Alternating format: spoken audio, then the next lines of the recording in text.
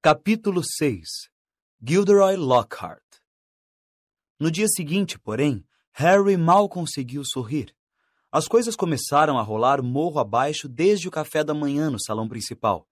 As 4 mesas compridas, cada uma de uma casa, estavam cobertas de terrinas de mingau de aveia, travessas de peixe defumado, montanhas de torradas e pratos com ovos e bacon sob o céu encantado, hoje toldado por nuvens cinzentas. Harry e Rony sentaram-se à mesa da Grifinória ao lado de Hermione, que tinha um exemplar de Excursões com Vampiros aberto e apoiado numa jarra de leite.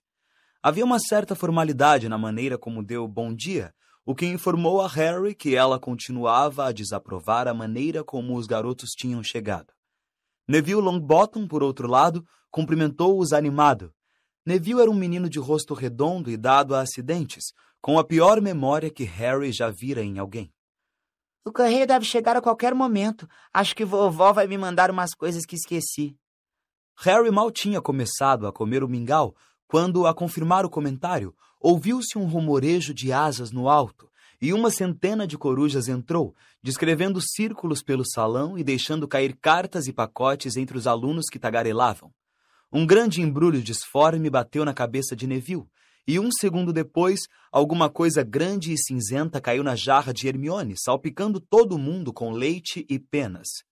Arrow! Exclamou Rony, puxando pelos pés a coruja molhada para fora da jarra. Arrow caiu desmaiada em cima da mesa, as pernas para cima e um envelope vermelho e úmido no bico.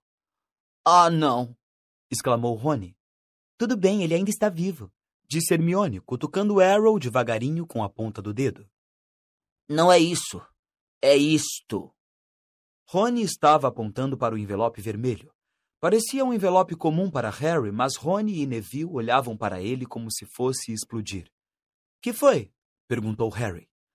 Ela me mandou um berrador, disse Rony baixinho. É melhor abrir, Rony, sugeriu Neville com um sussurro tímido. Vai ser pior se você não abrir.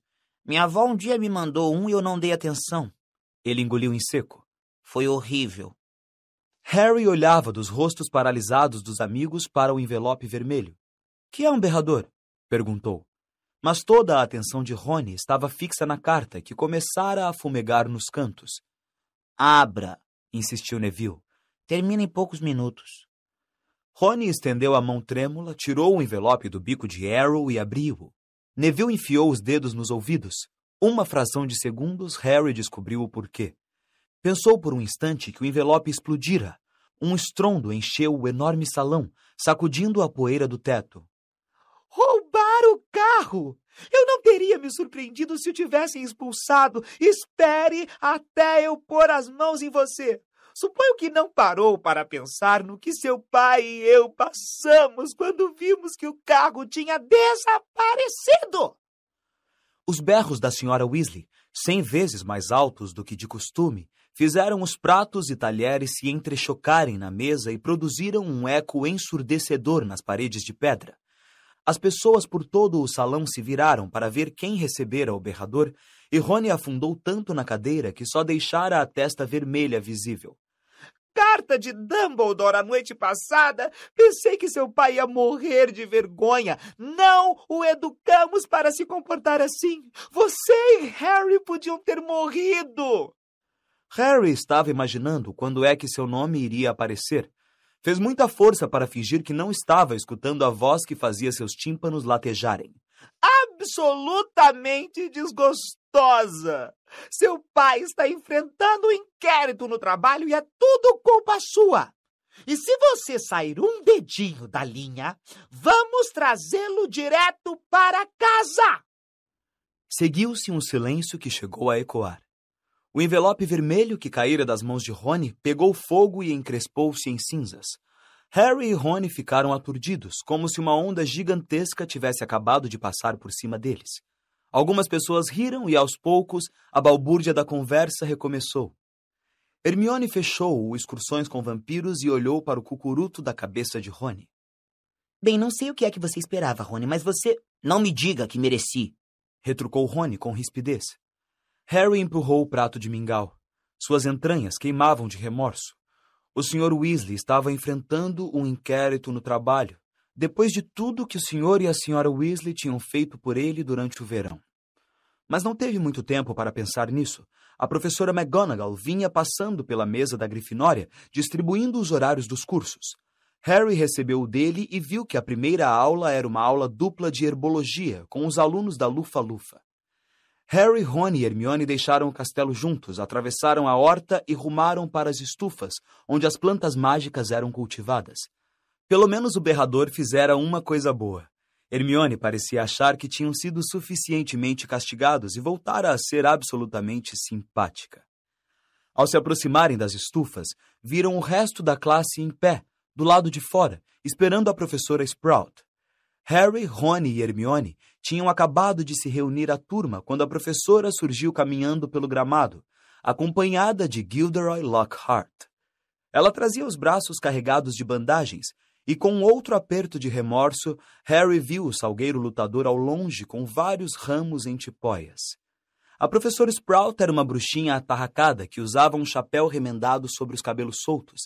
Geralmente tinha uma grande quantidade de terra nas roupas, e suas unhas teriam feito tia Petúnia desmaiar. Gilderoy Lockhart, ao contrário, estava imaculado em suas espetaculares vestes azul turquesa, os cabelos dourados brilhando sob um chapéu também turquesa, com galão dourado e perfeitamente assentado na cabeça. — Ah, alô, pessoal!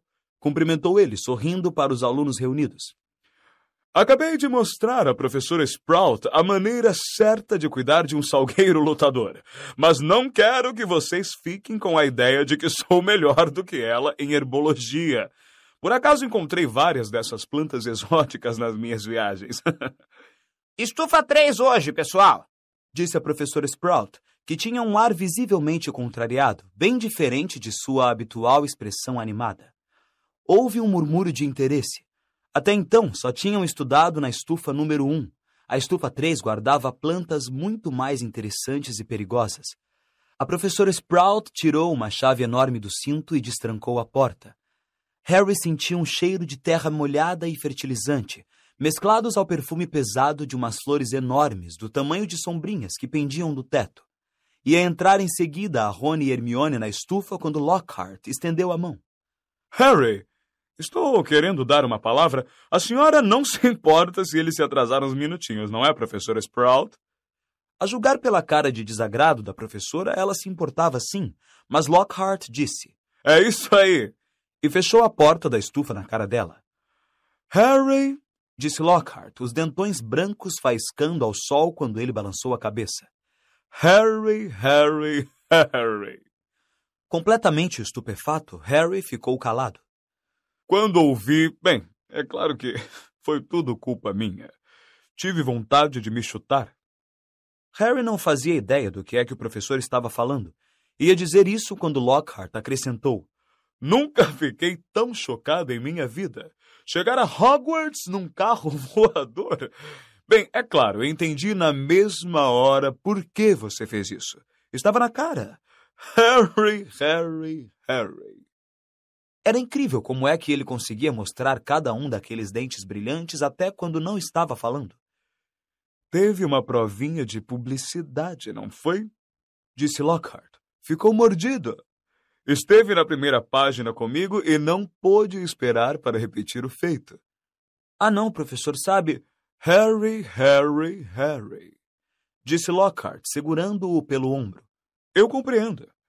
É natural querer mais depois de provar uma vez, e eu me culpo por ter lhe dado a oportunidade, porque a coisa não podia deixar de lhe subir a cabeça, mas olha aqui, rapaz, você não pode começar a voar em carros para tentar chamar a atenção para a sua pessoa. É bom se acalmar, está bem? Tem muito tempo para isso quando for mais velho. Eu sei o que está pensando. Tudo bem para ele, já é um bruxo internacionalmente conhecido. Mas quando eu tinha 12 anos, era um João Ninguém como você é agora. Diria até que era mais João Ninguém. Quero dizer, algumas pessoas já ouviram falar de você, não é mesmo? Todo aquele episódio com aquele que não deve ser nomeado. Ele olhou para a cicatriz em forma de raio na testa de Harry. Eu sei. Não é tão bom quanto ganhar o prêmio do sorriso mais atraente do Semanário dos Bruxos 5 vezes seguidas, como eu. Mas é um começo, Harry. É um começo. Ele deu uma piscadela cordial a Harry e foi-se embora a passos largos. Harry continuou aturdido por alguns segundos. Depois, lembrando-se de que devia estar na estufa, abriu a porta e entrou sem chamar atenção. A professora Sprout estava parada atrás de uma mesa de cavalete no centro da estufa. Havia uns 20 pares de abafadores de ouvidos de cores diferentes arrumados sobre a mesa. Quando Harry tomou seu lugar entre Rony e Hermione, a professora disse: Vamos reinvasar mandrágoras hoje. Agora, quem é que sabe me dizer as propriedades da mandrágora? Ninguém se surpreendeu quando a mão de Hermione foi a primeira a se levantar. A mandrágora é um tônico reconstituinte muito forte, disse Hermione, parecendo como sempre que engolira o livro-texto. É usada para trazer de volta as pessoas que foram transformadas ou foram enfeitiçadas no seu estado natural. Excelente! 10 pontos para a Grifinória, disse a professora Sprout. A mandrágora é parte essencial da maioria dos antídotos, mas é também perigosa. Quem sabe me dizer o porquê? A mão de Hermione errou por pouco os óculos de Harry quando ela a levantou mais uma vez. O grito da mandrágora é fatal para quem o ouve, disse a garota prontamente. Exatamente, mais 10 pontos. Agora, as mandrágoras que temos aqui ainda são muito novinhas. Ela apontou para uma fileira de tabuleiros fundos ao falar e todos se aproximaram para ver melhor. Umas 100 moitinhas repolhudas, verde arroxeadas, cresciam em fileiras nos tabuleiros. Não pareciam ter nada demais para Harry, que não fazia a menor ideia do que Hermione quisera dizer com o grito da mandrágora. Agora apanhem um par de abafadores de ouvidos, mandou a professora. Os alunos correram para a mesa para tentar apanhar um par que não fosse peludo nem cor-de-rosa. Quando eu mandar vocês colocarem os abafadores, certifiquem-se de que suas orelhas ficaram completamente cobertas, disse ela. Quando for seguro remover os abafadores, eu erguerei o polegar para vocês. Certo? Coloquem os abafadores. Harry ajustou os abafadores nos ouvidos. Eles vedaram completamente o som. A professora Sprout colocou o seu par peludo e cor-de-rosa nas orelhas, enrolou as mangas das vestes, agarrou uma moitinha de mandrágora com firmeza e puxou-a com força. Harry deixou escapar uma exclamação de surpresa que ninguém ouviu. Em vez de raízes, um bebezinho extremamente feio saiu da terra.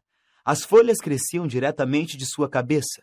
Ele tinha a pele verde clara malhada e era visível que berrava a plenos pulmões. A professora tirou um vaso de plantas grande de sob a bancada e mergulhou nele a mandrágora, cobrindo-a com um composto escuro e úmido até ficarem apenas as folhas visíveis. Depois limpou as mãos, fez sinal com o polegar para os alunos e retirou os abafadores dos ouvidos. As nossas mandrágoras são apenas mudinhas, por isso seus gritos ainda não dão para matar, disse ela calmamente, como se não tivesse feito nada mais excitante do que regar uma begônia. Mas elas deixarão vocês inconscientes por várias horas.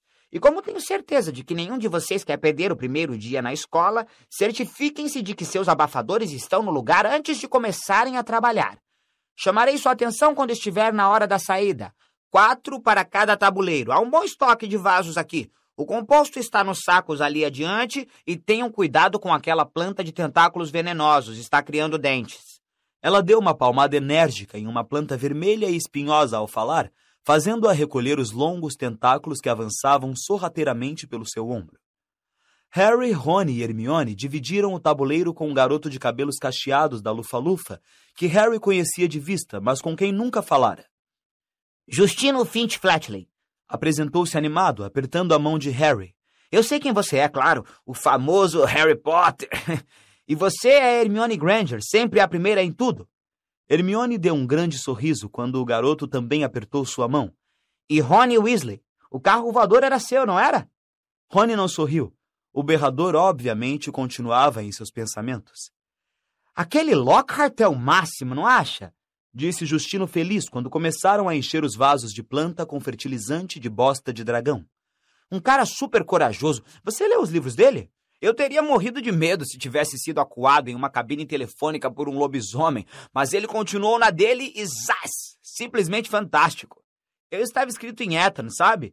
Nem sei dizer como estou contente de, em vez disso, ter vindo para cá. Claro, minha mãe ficou um pouco desapontada, mas desde que a fiz ler os livros de Lockhart, acho que começou a perceber como será útil ter na família alguém formado em magia. Depois disso não houve muito o que conversar. Tinham tornado a colocar os abafadores e precisavam se concentrar nas mandrágoras. A professora Sprout fizera a tarefa parecer extremamente fácil, mas não era. As mandrágoras não gostavam de sair da terra, mas tampouco pareciam querer voltar para ela. Contorciam-se, chutavam, sacudiam os pequenos punhos afiados e arreganhavam os dentes. Harry gastou 10 minutos inteiros tentando espremer uma planta particularmente gorda dentro de um vaso. Lá pelo fim da aula, Harry, como todos os outros, estava suado, dolorido e coberto de terra. Eles voltaram ao castelo para se lavar rapidamente e então os alunos da Grifinória correram para a aula de transfiguração. As aulas da professora McGonagall eram sempre trabalhosas, mas a de hoje estava particularmente difícil. Tudo que Harry aprendera no ano anterior parecia ter se esvaído de sua cabeça durante o verão. Devia transformar um besouro em um botão, mas a única coisa que conseguiu foi forçar o besouro a fazer muito exercício, pois o inseto corria por toda a superfície da carteira para fugir de sua varinha. Rony estava enfrentando um problema muito pior. Tinha remendado a varinha com um pouco de fita adesiva que pedira emprestada, mas a varinha parecia danificada para sempre. Não parava de estalar e faiscar nas horas mais estranhas, e cada vez que Rony tentava transformar o besouro, ela o envolvia em uma densa fumaça cinzenta que cheirava a ovos podres. Acidentalmente, ele esmagou o seu besouro com o cotovelo e teve que pedir um novo. A professora McGonagall não ficou nada satisfeita. Foi um alívio para Harry ouvir a sineta para o almoço. Seu cérebro parecia ter virado uma esponja espremida. Todos saíram da sala, exceto ele e Rony, que, furioso, dava golpes de varinha na carteira. Coisa burra, inútil! Escreva para casa pedindo uma nova, sugeriu Harry quando a varinha produziu uma saraivada de tiros feito um rojão. Ah, sim, e recebo outro berrador em resposta, disse Rony, enfiando na mochila a varinha que agora sibilava. A culpa é sua se sua varinha partiu. Os três amigos desceram para o refeitório, onde o humor de Rony não melhorou ao ver a coleção de botões perfeitos que Hermione mostrava ter feito na aula de transfiguração. Que vamos ter hoje à tarde? Perguntou Harry, mudando de assunto depressa. Defesa contra as artes das trevas, respondeu Hermione na mesma hora. Por quê? Perguntou Rony, apanhando o horário dela. Você sublinhou com coraçõezinhos as aulas de Lockhart.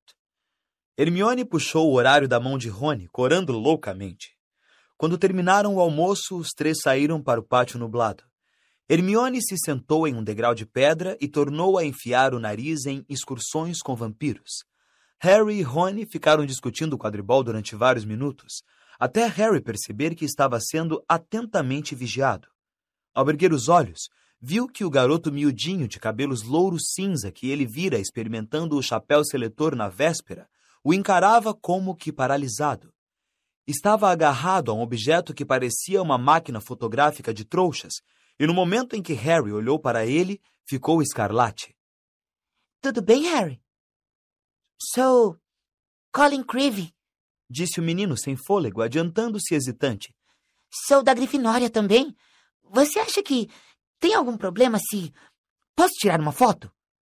Acrescentou, erguendo a máquina esperançoso. Uma foto? Repetiu Harry, sem entender. Para provar que conheci você, disse Colin Creevey, ansioso, aproximando-se mais. Sei tudo sobre você. Todo mundo me contou. Como foi que você sobreviveu quando você sabe quem tentou matá-lo, e como foi que ele desapareceu e tudo mais, e como você ainda conserva a cicatriz em forma de raio na testa. Seus olhos esquadrinharam a raiz dos cabelos de Harry. E um garoto no meu dormitório disse que se eu revelar o filme na posição correta, as fotos vão se mexer. Colin inspirou profundamente, estremecendo de excitação, e disse: Isto aqui é fantástico, não acha? Eu não sabia que as coisas estranhas que eu fazia eram magia, até receber uma carta de Hogwarts. Meu pai é leiteiro, ele também não conseguia acreditar. Então estou tirando um montão de fotos para levar para ele. E seria bem bom se tivesse a sua. O garoto olhou para Harry como se implorasse. Quem sabe o seu amigo podia tirar e eu podia ficar do seu lado? E depois você podia autografar a foto? Autografar a foto? Você está distribuindo fotos autografadas, Potter? A voz de Draco Malfoy, alta e desdenhosa, ecoou pelo pátio. Ele parara logo atrás de Colin, ladeado como sempre que estava em Hogwarts, pelos capangas grandalhões Crabbe e Goyle. Todo mundo em fila! Gritou Malfoy para os outros alunos. Harry Potter está distribuindo fotos autografadas. Não estou não, disse Harry com raiva, cerrando os punhos. Cale a boca, Malfoy. Você está com inveja. Ouviu-se a voz fina de Colin, cujo corpo inteiro era da grossura do pescoço de Crabbe. Inveja? Disse Malfoy, que não precisava mais gritar. Metade do pátio estava escutando. De quê? Não quero uma cicatriz nojenta na minha testa, muito obrigado. Por mim, não acho que ter a cabeça aberta faz ninguém especial. Crabbe e Goyle davam risadinhas idiotas. Vá comer lesmas, Malfoy, disse Rony, furioso. Crabbe parou de rir e começou a esfregar os nós dos dedos de maneira ameaçadora. Cuidado, Weasley, caçoou Malfoy. Você não vai querer começar nenhuma confusão ou sua mamãe vai aparecer aqui para tirá-lo da escola. Ele imitou a voz aguda e penetrante. Se você sair um dedinho da linha... Um grupo de quintanistas da Sonserina que estava próximo deu gargalhadas ao ouvir isso. Weasley gostaria de ganhar uma foto autografada, Potter. Riu Malfoy. Valeria mais do que a casa inteira da família dele. Rony brandiu a varinha emendada, mas Hermione fechou o Excursões com Vampiros com um estalo e cochichou. Cuidado! Que está acontecendo? Que está acontecendo?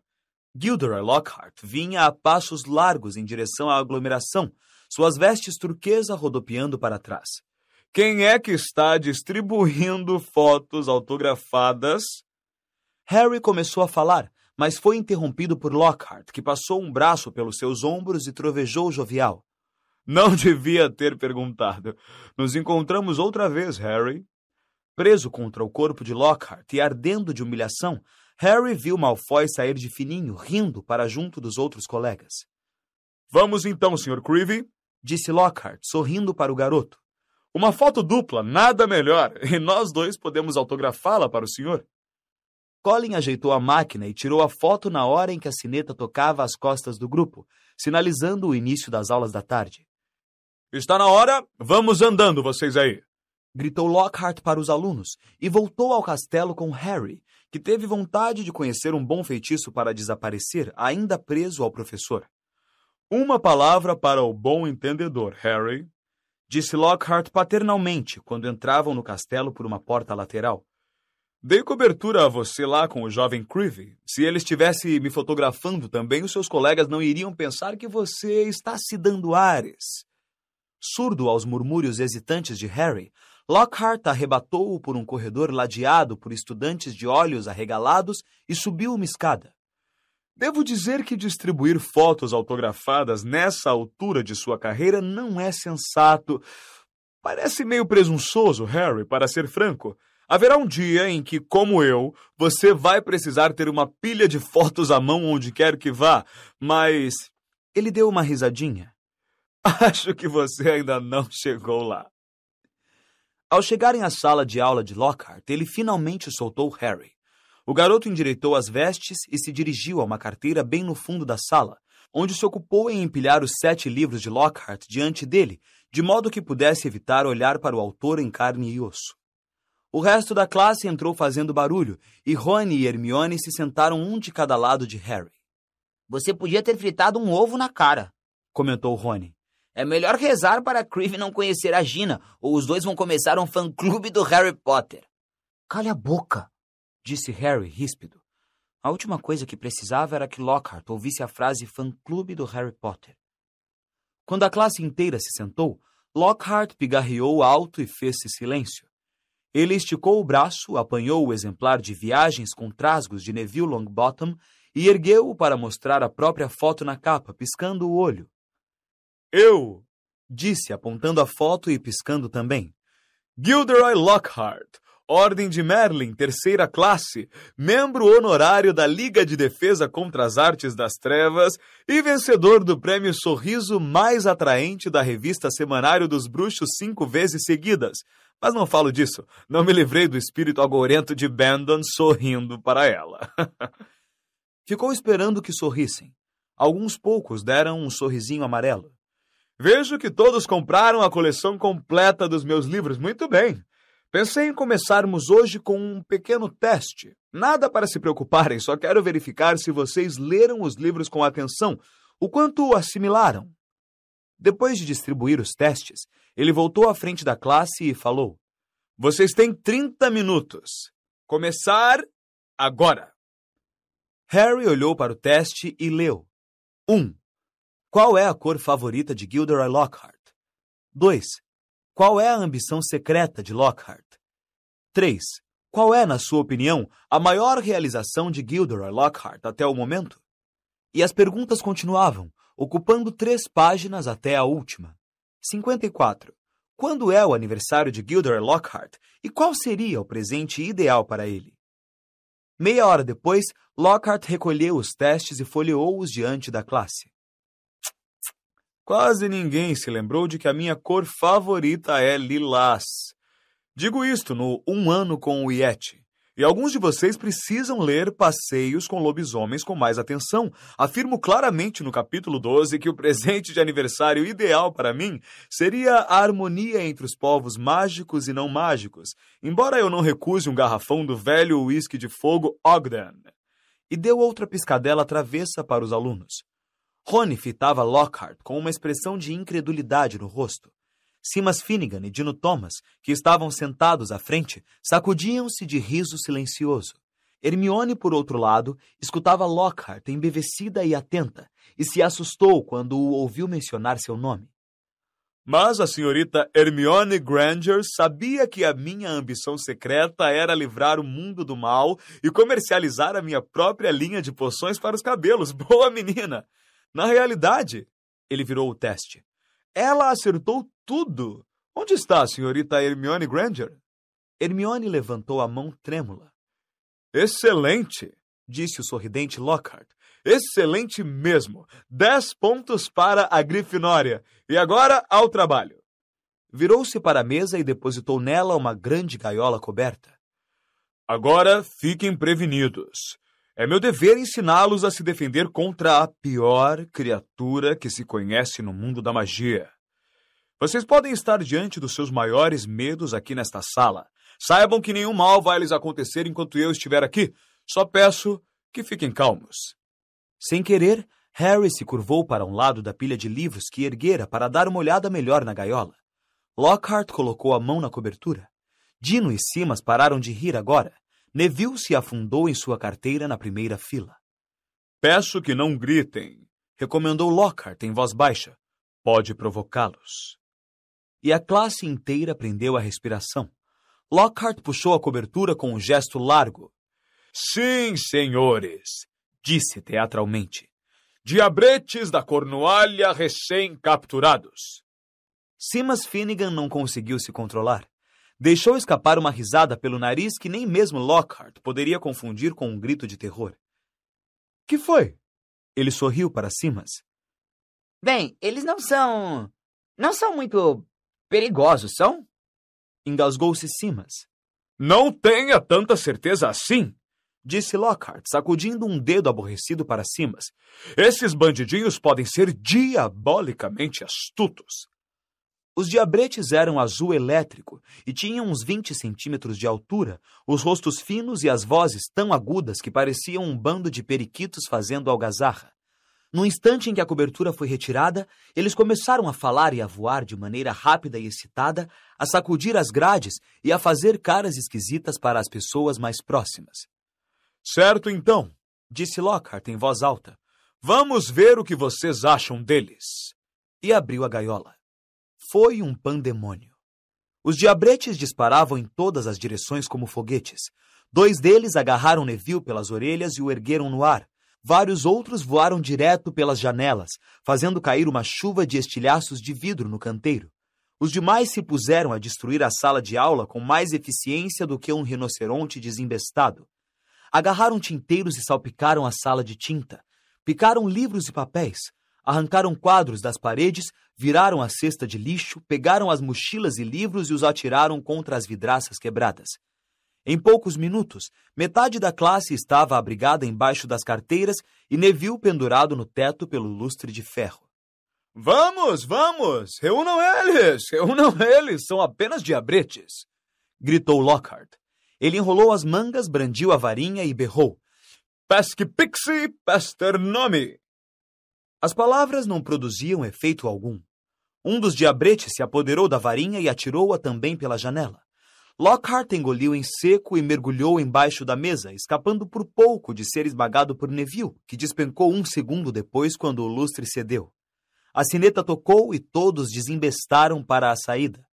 Na calma relativa que se seguiu, Lockhart levantou-se, viu Harry, Rony e Hermione, que estavam quase à porta, e disse: Bem, vou pedir a vocês que enfiem rapidamente os restantes de volta na gaiola.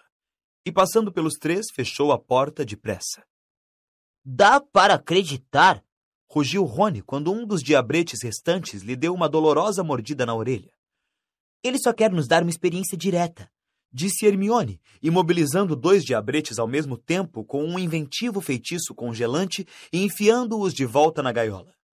Direta? Disse Harry, que estava tentando agarrar um diabrete que dançava fora do seu alcance, dando-lhe língua. Hermione, ele não tinha a menor ideia do que estava fazendo. Bobagem, você leu os livros dele. Vê só todas as coisas incríveis que ele fez. Que ele diz que fez, murmurou Rony.